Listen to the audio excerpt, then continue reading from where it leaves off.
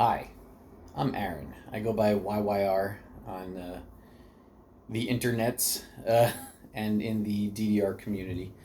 And hi, I wanted to talk about the DDR Classic Mini. I noticed there weren't really that many videos on YouTube about it that are in English, and also not really that go into it in the detail that I will. So, um, welcome and thanks for watching in advance. And I'm going to start with a little introduction and background. So if you want to skip to the details, obviously I haven't seen the completed video as I'm just recording it now, but knowing that I have a tendency to ramble, I would say probably skip to about the 8-minute mark if you. What? Now my cat is crying at me. Makes for a great video, doesn't it? Anyway, hi, and I started playing DDR in the fall of 2001 when a dorm mate and friend brought the PlayStation 1 original USA version into the dorm. And everyone played it for like a week. After that, it was only four of us still playing it, and I'm one of those. And I never stopped for whatever reason, and still play regularly today. And as much fun as that PS1 version was, I knew starting in uh, 2002, yeah, early 2002 is probably when I first started playing in the arcade, and that's when I realized that was the best way to play DDR. You know, you're out and about, you're surrounded by other players, and you're just playing with them and having a good time, and working on your goals. And yeah, it's great. It's not an experience that you can fully replicate at home. So it's great. It is still great. And if you are fortunate enough to still have a DDR in an arcade somewhere close to you, I would highly recommend that you continue to go, or yeah, anyway. So personally, it was probably around 2011 when I was stupid and had some money and went to an arcade auction and decided that I needed to have the Japanese DDR cab that they had there that day. So I paid 800 something dollars plus a buyer's premium, and then I got a truck, and that was a few hundred more dollars, and I moved it to a nearby friend's place, and well, I had a DDR machine.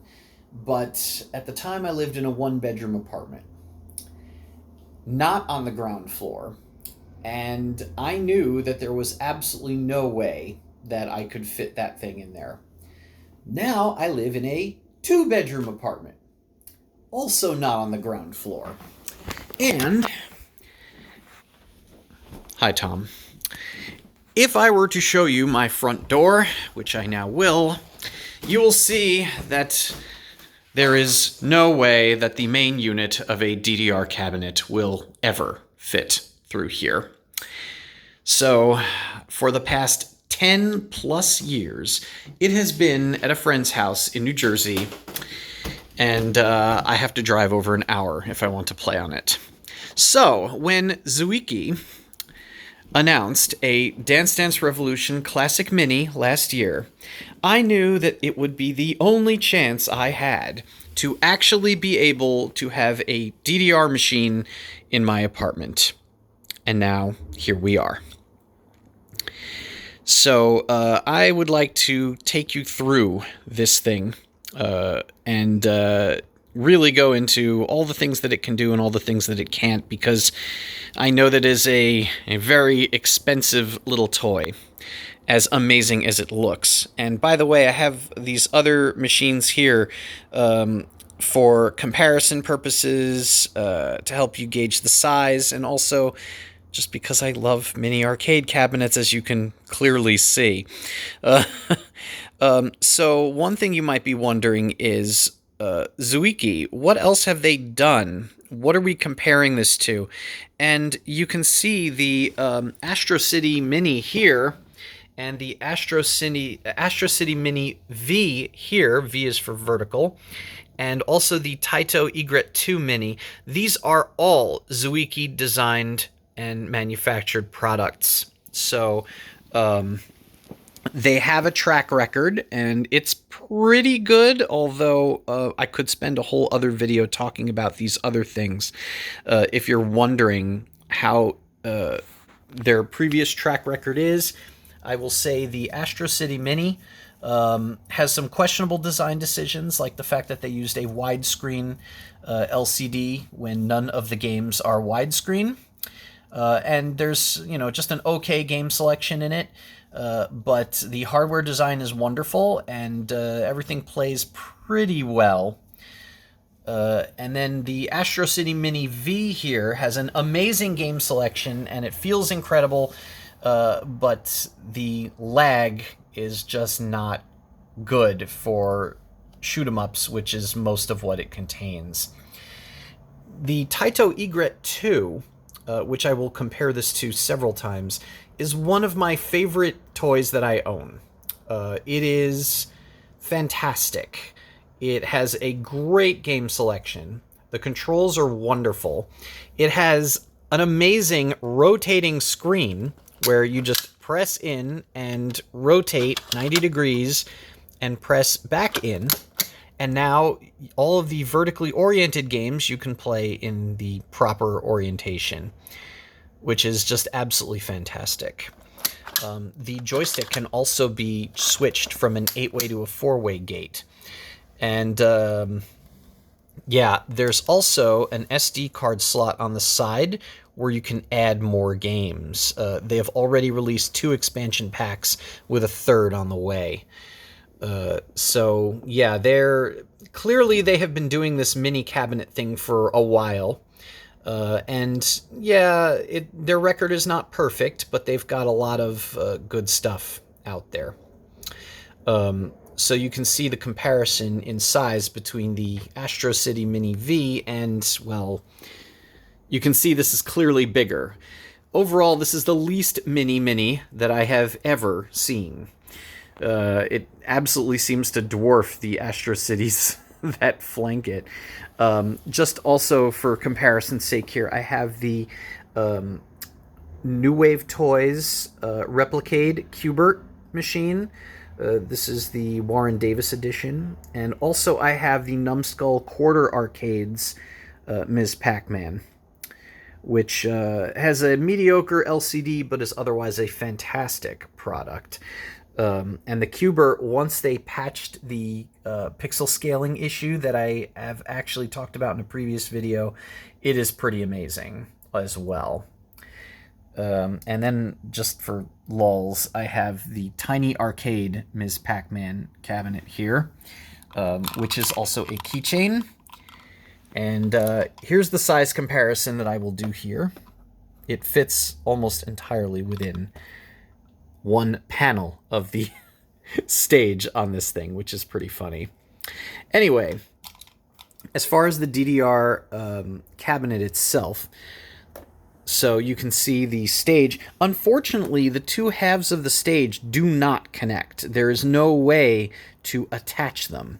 So if you're trying to play double, it's a little more difficult because, as anyone who has tried to play double on 2 soft pads could tell you, keeping them together is the hardest part. So that's a little unfortunate. But, most people don't play doubles, so there's that. So, now, if you've owned a actual DDR cabinet like I have, you know that the marquee assembly will come apart from the rest of the main unit. That is not the case here. The marquee is solidly part of the main base. It does not detach. However, there is a little plastic cover here that you can open that will allow you access to the marquee, which here I've got the third mix marquee in. It comes with this little pouch of stuff including the manual, which has an entire English section in it, which is great. Yeah, the first half is Japanese, and then you've got all of this stuff in English, which is pretty fantastic. It also contains marquees for both the original and second mix, and they're semi-translucent because, well, the cabinet lights up, so they need to be, for you to fully appreciate the light-up effect. The other thing you get is the side and top pop artwork, but unfortunately these are stickers, so once you stick them on once, you know, their ability to stick is going to be limited after that. But you get all of the artwork for the original version through third mix, which is pretty great. So this is an amazing replica of what an original Dance Dance Revolution Japanese cabinet looks like. You have, I mean, you've got the spot to put your drinks and your bag or whatever. In the back, you know, it looks as authentic as it's going to. None of the panels open. You can't open the back. But, you know, down here you've got your ports and your power switch and all that.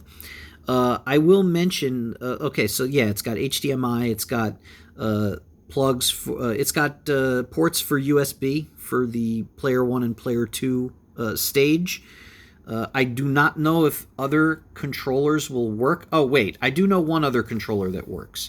The new Konami DDR soft pad that they only sell through their website for a limited time. I think that time has ended.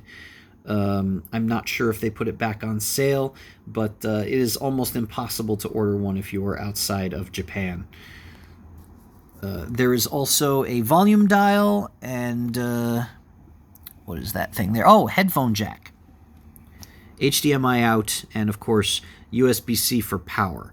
I will mention that similarly to the Astro Cities and the Egret 2 Mini, there is no internal battery. You do need to keep it plugged in order to use it. I have used the other cabinets with an external battery pack that you can connect via USB. So I would anticipate this probably will also work with one of those if you want to make it truly portable. These are as shiny as you would expect. It is very reminiscent of the original cab. The other side. Overall, they really nailed it. The only thing that they got wrong, as you may have noticed already, is the "Here we go" text above the screen.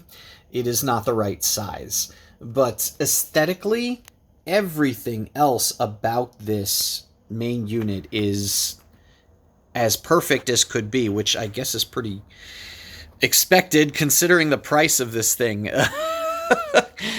I will mention that the current exchange rates put the price of this on the Zuiki shop at about $340 US as of the time I'm recording this. If you go onto eBay, the going rate seems to be about $450 to $500, which is about right considering the cost of shipping. And of course, you know, the profit margin for getting you this thing that is only officially being sold in Japan. Personally, I actually crowdfunded this on the Kibidango Japanese Kickstarter-like site and used Tenso.com as a forwarding service to get it to me. Now, let's take a look at the stage. Both halves are more or less the same, apart from the, you know, difference in shape between the Player 1 and Player 2 side. Now, I do have the cables running, you know, alongside the machine, but there is a groove on the bottom of the cabinet to run the cables through, so it's a little bit more elegant. Now, I will mention, as far as the stage itself, they did not really attempt to make it as authentic as they did the main unit. as you can see, all of this, apart from the panels, is just a sticker, basically. There's no attempt to recreate the metal panels, the square metal panels that went in these 5 positions. There was no attempt to even picture on the sticker the metal brackets on each corner. They opted instead to just use this very flat-looking gray design. If you were going to look for a criticism of how this thing looks, that I think is the biggest one you're going to get. Apart from that, the design is very cool. These are all nice clicky buttons. The bar is a magnetic piece that easily lifts out to reveal a button panel. Why is there a button panel here, you may ask?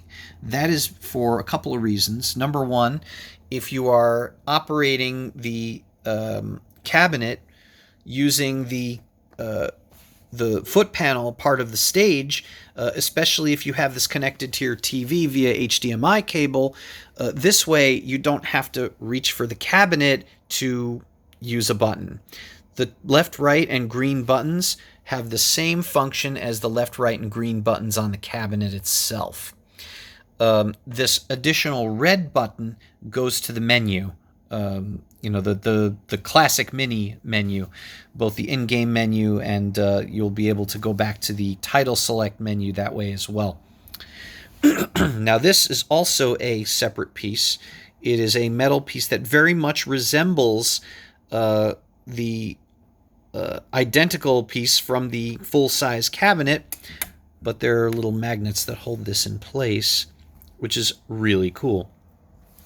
And yes, the bars coming out makes it a lot easier to play with your hands because there's no bar in the way. It's a very thoughtful design decision, and it's really nice that they did that.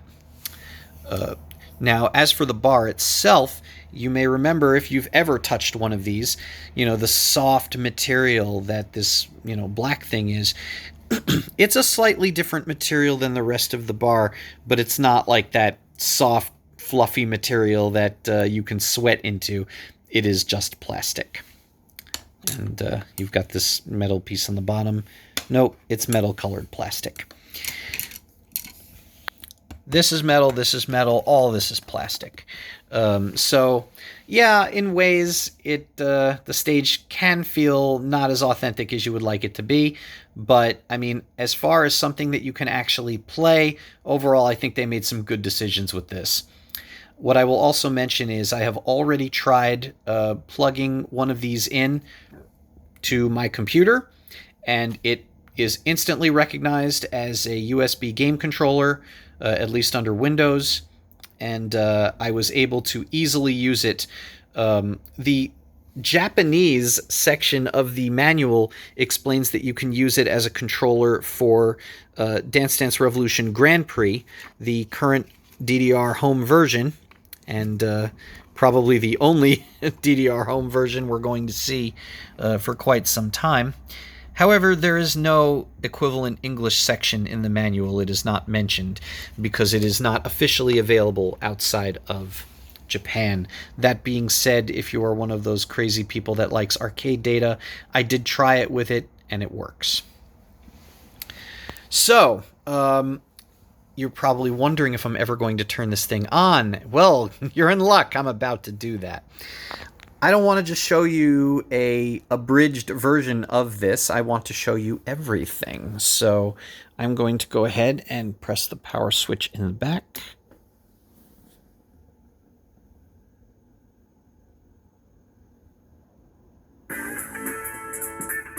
All right. So this is the title select menu. It allows you to, and now here's where we start to get into the weirdness of the software on this unit. Of course, it couldn't be perfect. You would think that maybe the buttons on the cabinet would have a function in the menu, and the green button does, but you cannot use the arrow selection buttons on the cabinet to manipulate this menu. You must use the foot panels. If you're wondering what's in here, This allows you the brightness. I actually turned the brightness down a little bit so that I could record this video better. The wallpaper display is for HDMI mode. It puts some little artwork on the sides. I have no idea what sharp vision mode is. Sorry about that. BGM setting is just for the menu.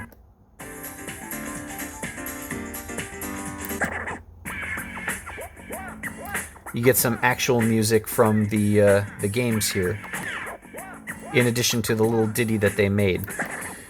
Demo start, if you leave it on the game selection menu for long enough, it will automatically start going through the attract modes of all 3 games. You can select language, and there's just some, standard stuff down here. One thing to note, if you want to move back in these menus, or if you want to call up the menu during the game, you need to use the red button to do that, and there's no red button on the cabinet. You have to use it there. So I'm going to go ahead and show you Third Mix first, because this is the version that probably most people are familiar with. I have never actually seen a second mix, a cabinet running live in public in the United States. Third Mix is when they switched to the digital system, and I think that's really when more cabinets started to appear in the US. You can actually use up to 3 save states. This is a feature carried over from all their other mini cabs, but I don't really think it's going to be that useful to us. So I'm just going to start the game without it. You get an abridged version of the startup sequence, and then, well, I'm going to zoom out for this, and you're going to see why shortly.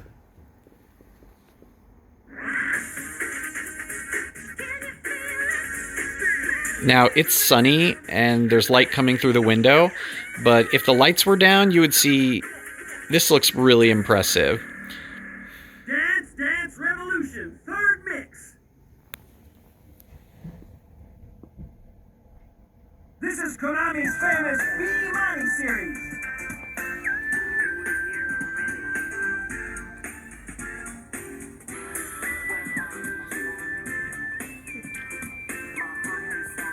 I love how the panels light up with the demo. This is exactly what the original cabinet would do also.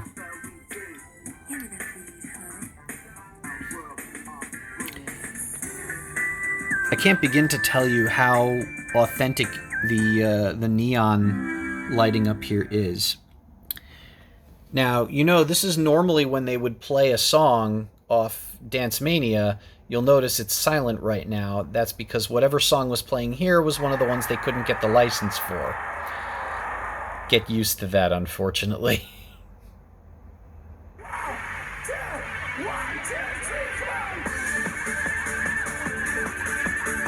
Yeah, they really nailed the neon here. It really feels exactly like the real cabinet.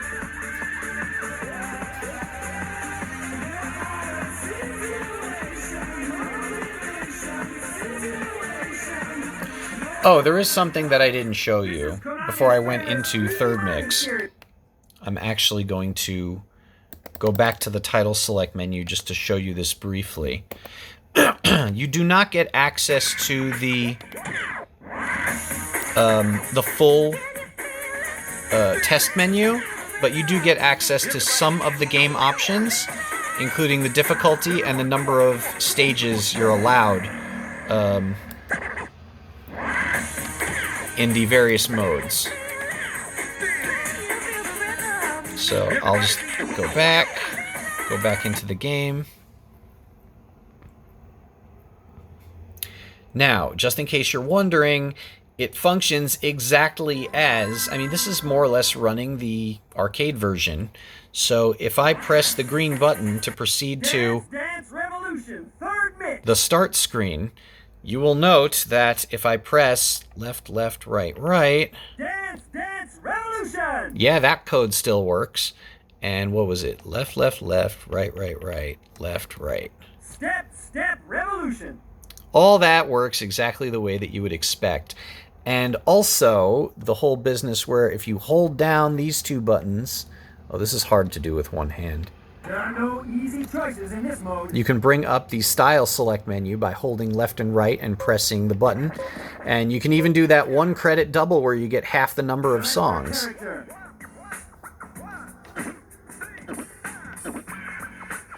Select a game mode. Are you sure? Okay, so now that we're in Music Select, you can see that unfortunately we have some songs where they couldn't get the license. And anytime you're highlighting one of those, you get, sorry, this song cannot be played, and a bunch of silence. This one's crazy because it was a Konami original song. What is here is great, but it's a tragedy that we are missing some of this stuff. Like Wonderland in particular, I am very, very sad about.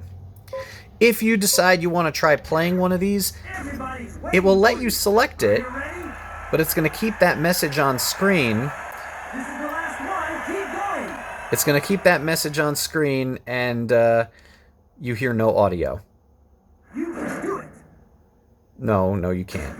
Game over. Anyway, I'm going to show you actually trying to play it now. Dance Revolution. Give it your best. On one side, because I've only got one hand free. Select a game mode. Show me your performance. So, here, why don't we choose something nice that is not going to get me copyright whatevered on YouTube. Yeah, here we go.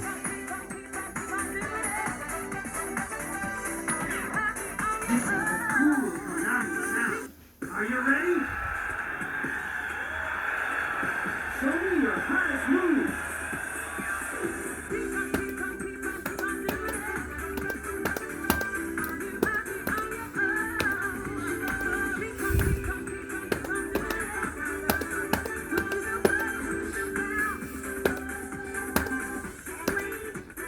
This is it. Keep going.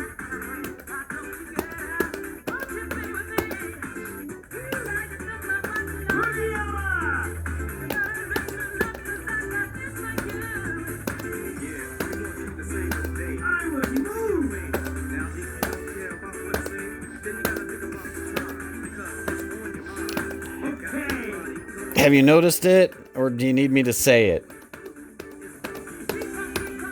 The sync isn't great. You have to press very early if you want perfects.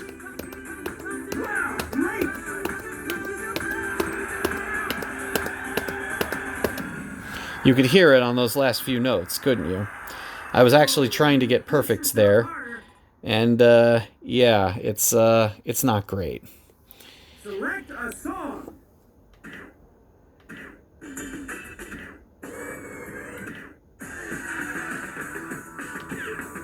Everybody's waiting for you. Are you ready? Here's a random missing background here.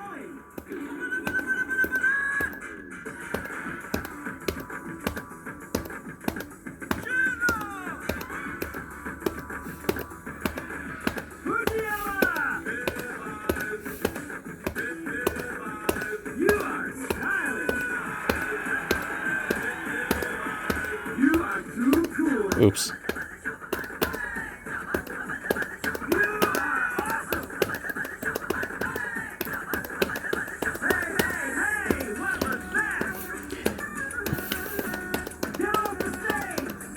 If you remember, in the older versions of DDR, the life gauge was harder to keep full in the later stages versus the earlier ones.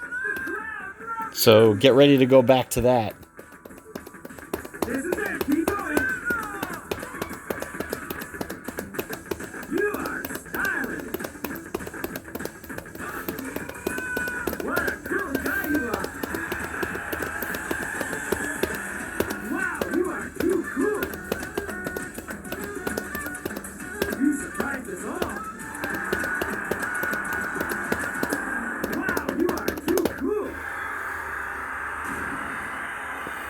Oh, you need to push yourself harder.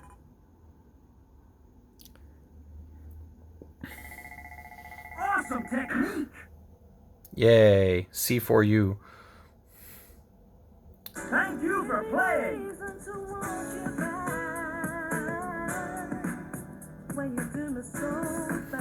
To be honest, if you're actually playing this, since you know that third mix basically has all the music in it that, you know, second mix did, and second mix has pretty much all the music that first mix did, there really isn't much reason to go into the other games besides third mix. But for completeness sake, we're going to do that anyway. So I'm going to go ahead and press the red button here. That brings us into the menu where I could save the state if I want to, or I can, you know, load a state, reset the game, or go back. Oh, now here's another little bit of confusion here. You know, you can use these buttons to operate the menu, but you can't use the left and right to... Yeah. I really would have liked it if you could do that. It would be a little less confusing. So now I'm going to press right to go left, because of course we would. Yeah, I don't get it either.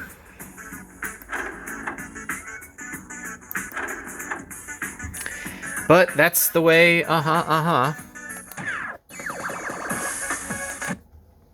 We're going back in time. This used the analog board.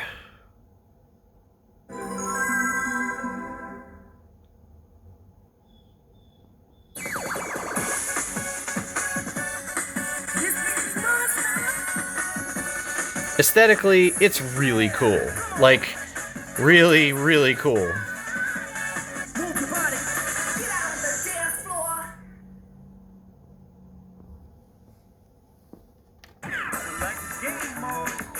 And now you have that really old interface where, you know, the Maniac charts are hidden, and if I press down twice, I get to play another.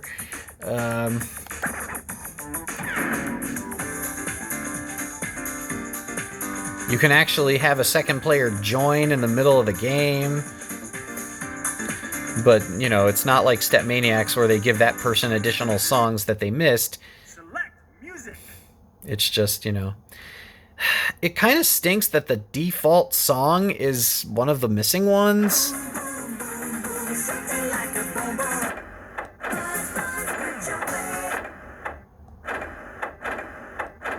Oh, all of these are licensed. Oops, I'm out of time.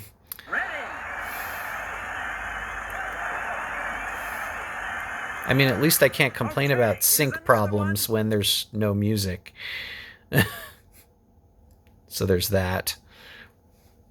But I guess there's really not much point in staying here. So I'm going to show you something a little more interesting, and that is the original version that we have here.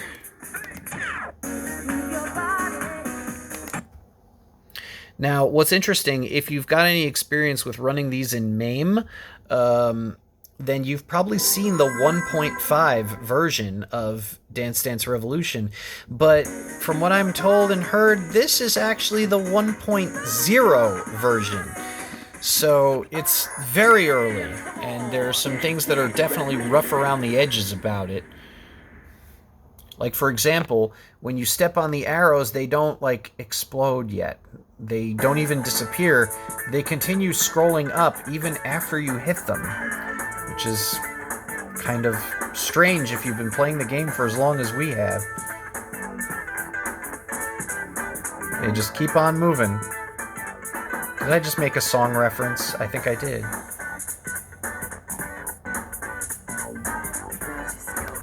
Select game mode. And once again, we've got, you know... Oh, and now I need to use the cabinet buttons, of course. Now, this is how you turn off stage break. If you're playing on easy, you know, you won't fail mid-song. It'll let you play till the end. That's so nice of it. It took your 200 yen or whatever you paid, and... Select music. Well, these are definitely getting me copyright strikes on YouTube. Maybe if we're lucky, you won't get this one. Great song. Is it? My daughter seems to like it. She asks me to play it over and over again. Okay, here's another one. You know, DDR World is the very first version not to say "Here we go." Cool.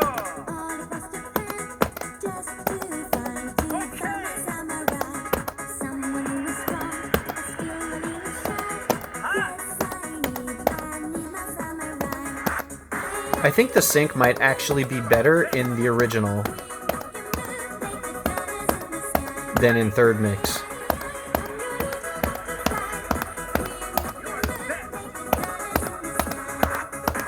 I feel like I don't have to press quite as early.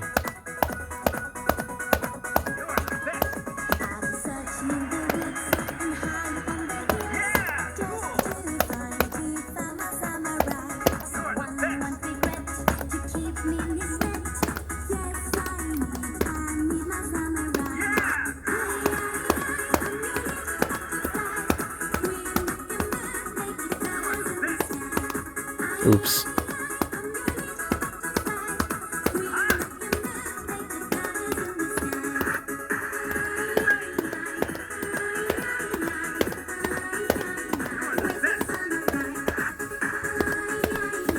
Wow, a little repetitive there.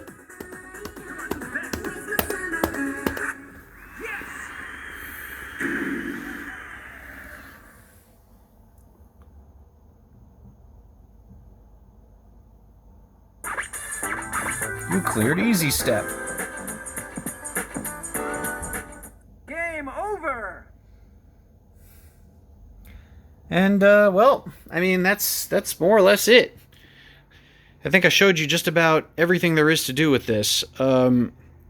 Interestingly, the SD card slot that the eGrit 2 Mini has, this lacks. So I would expect that this is it. You know, that they're not going to release expansions for it because, well, they have a perfectly good way of doing that with the eGrit 2 Mini, and they chose not to include it here. So I would expect that they're not going to release like an expansion pack that adds on, you know, later versions of the game. And besides, they'd be a licensing nightmare anyway.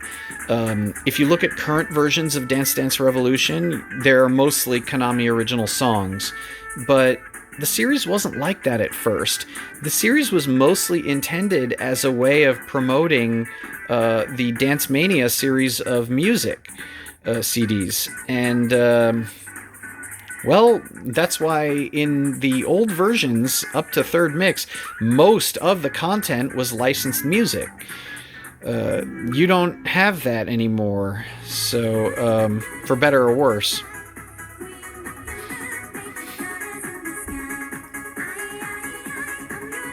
So including anything, you know, up through from fourth mix to extreme would be extremely difficult, no pun intended, because of the difficulty of licensing all that music. Alright, and now I'm going to hit the power switch in the back and you can see what happens.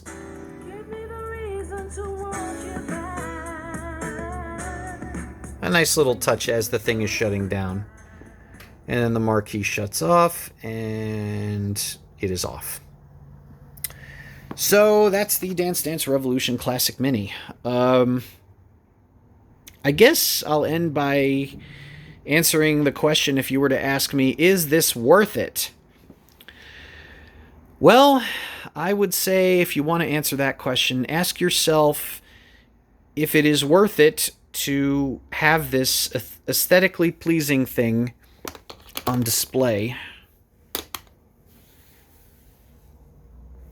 Just like this. Not actually playing it. If that is worth $400 or so to you, probably a little more than that, if we're being honest with ourselves. If that sounds worth, you know, that much money, then yes, you should go ahead and buy it right now. If you would actually like to play the thing, well, the stage works very well as a USB controller for, you know, playing the game on computer. And it is actually a really nice way of practicing double charts, because how are you going to do that on a gamepad? You know, you have your standard gamepad here, with, you know, face buttons and a D-pad. That's not really going to work for practicing DDR double charts. It's just not. So if you want to practice double charts at home, this is a possible way you could do it.